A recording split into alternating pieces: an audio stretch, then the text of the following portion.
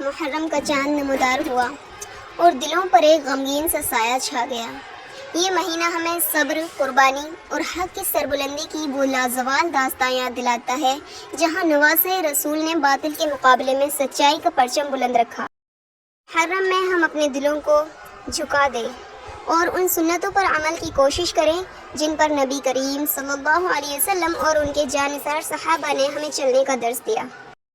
رسول اللہ صلی اللہ علیہ وسلم نے فرمایا، عاشورہ کا روزہ پچھلے 1 سال کے گناہوں کا کفارہ بن جاتا ہے۔ صحیح مسلم 1162۔ اور آپ نے 9 محرم کا روزہ اس لیے رکھنے کا حکم دیا تاکہ یہودیوں کی مخالفت کی جائے۔ اس مہینے میں نیک اعمال کی فضیلت بڑھ جاتی ہے کیونکہ یہ حرمت والا مہینہ ہے۔ اس میں زیادہ سے زیادہ نفل نمازیں، تلاوت قرآن، ذکر و اذکار، درود شریف اور صدقہ و خیرات کی خوب ترغیب دی گئی۔ ایک حدیث میں آیا ہے، جو شخص عاشورہ کے دن اپنے اہل و عیال پر رزق میں فراخی کرے گا، اللہ تعالیٰ سارا سال اس پر فراخی کرے گا۔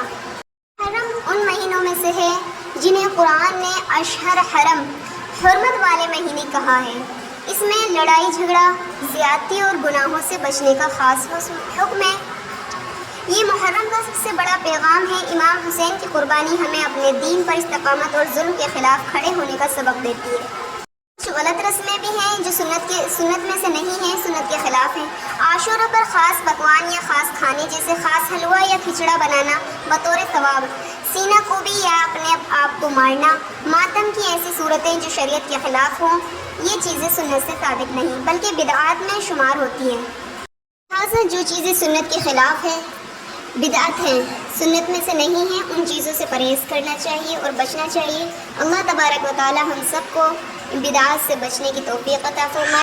ویڈیو پسند آئے تو لائک کریں، شیئر کریں، کمنٹ کریں اور سبسکرائب کرنا نہ بھولیں۔ بنے رہیے ہمارے چینل کے ساتھ۔ مزید نئی ویڈیوز دیکھنے کے لیے چینل کو سبسکرائب کیجیے۔ تب تک کے لیے اللہ حافظ۔